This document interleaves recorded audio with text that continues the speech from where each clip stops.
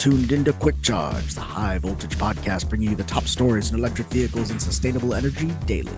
And it's all powered by electric.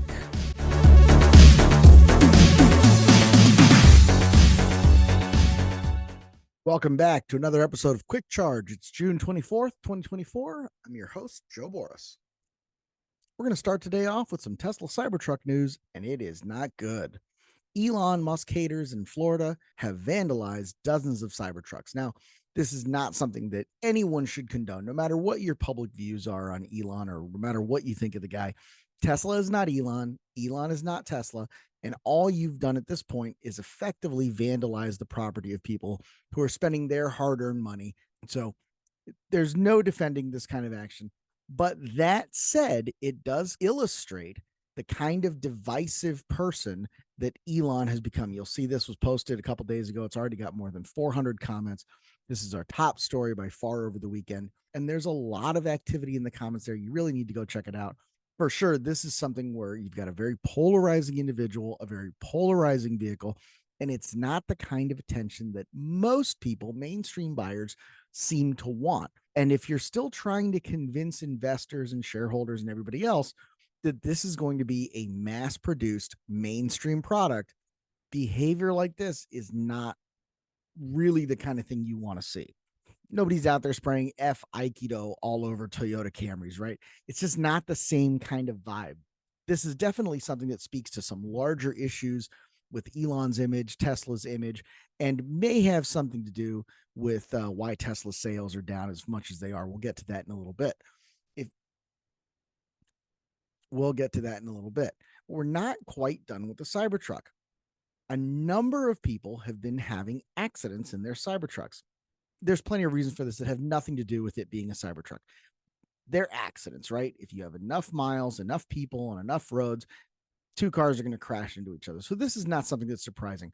But what is surprising is that the damage that seems to be leading these vehicles to be quote unquote totaled doesn't seem at first glance to be that severe. So a couple of Tesla Cybertrucks recently went on the internet through the IAA website, and you can see what that damage looks like. In this case, obviously, we have both airbags deployed. It seems to have been a pretty significant front-end hit. I don't think this is necessarily surprising that a vehicle with this kind of damage would be totaled. I think if you had a brand new F-150 or Ram pickup, had a front-end collision like this where the airbags were deployed, I think it makes sense on something like this, especially with as low miles as this one had with 3932 on the odometer. But still, we're talking about a vehicle that's being marketed as like the ultimate post-apocalyptic survival thing. So when you see something that looks visually not that severe leading it to be totaled, it does kind of start to raise questions about how these vehicles are actually put together. Moving on, there's another vehicle that was flooded, and they show where the flood line was well below the interior cabin. The interior doesn't seem to have been flooded so far. And the reason that Fred calls this into attention, of course, is that Elon has often made claims about how Tesla vehicles could float, and specifically how the Cybertruck could work for short distances as a boat. So it's tough to be able to sit here and say, on the one hand, this is a post-apocalyptic survival vehicle that can function as a boat. And on the other hand, sitting in water for more than 30 minutes is going to void it out and eventually cause us to total it. So again, this makes total sense. Nobody's sitting here suggesting that the insurance company should subject themselves to the kind of liability that could come from continuing to cover a vehicle like this and continuing to repair a vehicle like this. But it speaks to the image, it speaks to the marketing. And I think a lot of people are starting to get really surprised by how seemingly easy it is to total one of these things. And again, all of this only is worth mentioning because of the marketing surrounding the truck. And you can say, yes, well, Tesla doesn't have a marketing department, but of course it does. When Elon stands on stage and throws a baseball through the window trying to say that the windows are bulletproof, that's 100% marketing. And part of that marketing involves things like savings. Fuel savings are factored into the kind of cost estimations that Tesla asks you to make when they try to sell you a vehicle. But despite having that focus and emphasis on value, as soon as the Tesla Model 3 long range became eligible for a $7,500 rebate, Tesla effectively raised the price by about $3,200 more. Now, this was not a direct Tesla is raising the MSRP. Tesla had previously been subsidizing the interest rate, effectively bringing it down to about 1.99 or 2.99%, depending on the model. Well, now that the Tesla qualifies for higher tax credit, Tesla has decided that they no longer want to incentivize that interest rate, making the vehicle about $3,200 more to finance than it would have been prior to the tax credit. The Tesla Model 3 long range is now listed at 6.39% APR on loans up to 72 months. Model 3 rear wheel drive continues to offer 1.99 APR with a 60-month option at 2.99. Even though the Model 3 long range is now $7,500 cheaper, like we just said, the higher interest rate is a party pooper, eating up potential savings. The folks at Cars Direct estimate that on a 5-year loan, thanks to the 6.39 interest rate, the Model 3 long range has more of a $4,200 advantage than a $7,500 advantage. And obviously, if you take that out to 6 years, which is what the 72 months is, it's even less of an advantage. So that's not what you want to hear. But at the end of the day, seems like Tesla needs to get as many pennies in the bank as they can, especially since they are expected to have another tough quarter for deliveries. Last quarter was a rough one for Tesla. This is obviously Fred Lambert writing about this. The automaker delivered 386,810 vehicles, down 20% quarter over quarter and 8.5% year over year. Now, there are a lot of factors that play into this, but at the end of the day, we have to kind of all admit that we are not seeing that 50%, growth upon growth upon growth towards that quote unquote infinite demand that we all at one point seemed to think that Tesla was going to continue to deliver. And it's also worth noting that the Tesla Cybertruck, despite getting closer to series production, is not adding to the bottom line. This is a brand new product in the hottest market in the United States and North America, really. And it's not driving sales. If anything, the Cybertruck's leading to blowback on other models that are more mainstream acceptable because of the association that they have with that Cybertruck. So the most recent estimates from analysts are already significantly below the 450,000 delivery consensus that we were looking at for the quarter. And that's only continued to go down by the end of the week. Europe seems to be a problem for Tesla this year. According to registration trackers, Tesla is more than 60,000 deliveries off from its record year 2023 so far in 24. Now, if you look over there, you'll see that light blue line of deliveries. That light blue line is 2023, obviously massively over any other year in Tesla's history. Now, 2024, it's important to note, would still be a record year if this year had been 2023. They're over 2021 deliveries. They're over 2022 deliveries.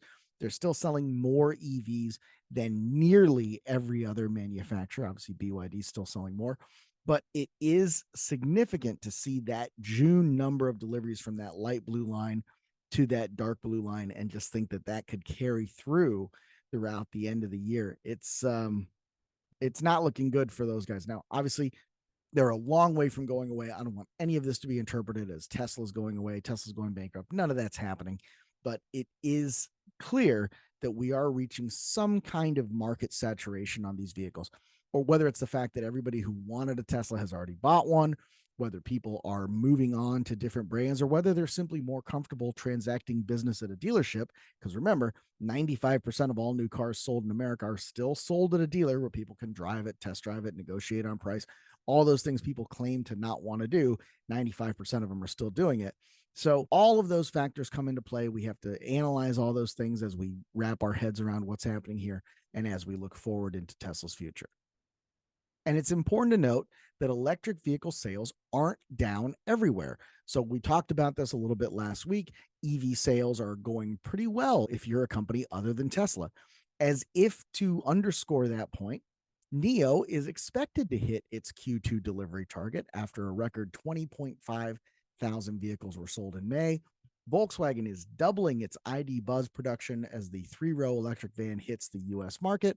And the Volvo EX30 tops the Mini in Europe as low-cost EV sales continued to surge in May. So again, we're talking about three very different companies, in three very different markets, and they are going gangbusters. So this is not an EV market slowdown. This is not to imply that EV demand is down. In fact, EV demand is up 14% year over year, which is outpacing the market growth. That's right around 7.1, 7.2%. So EV sales are doing fine. It's just the one massive player who's having some trouble lately. And finally, closing off today's report, Wrigley Field has added EV charging and highlights signage problems. Now, this is in my hometown. I'm a Chicago guy. Wrigley Field is here. They've recently added 10 LG switch chargers here.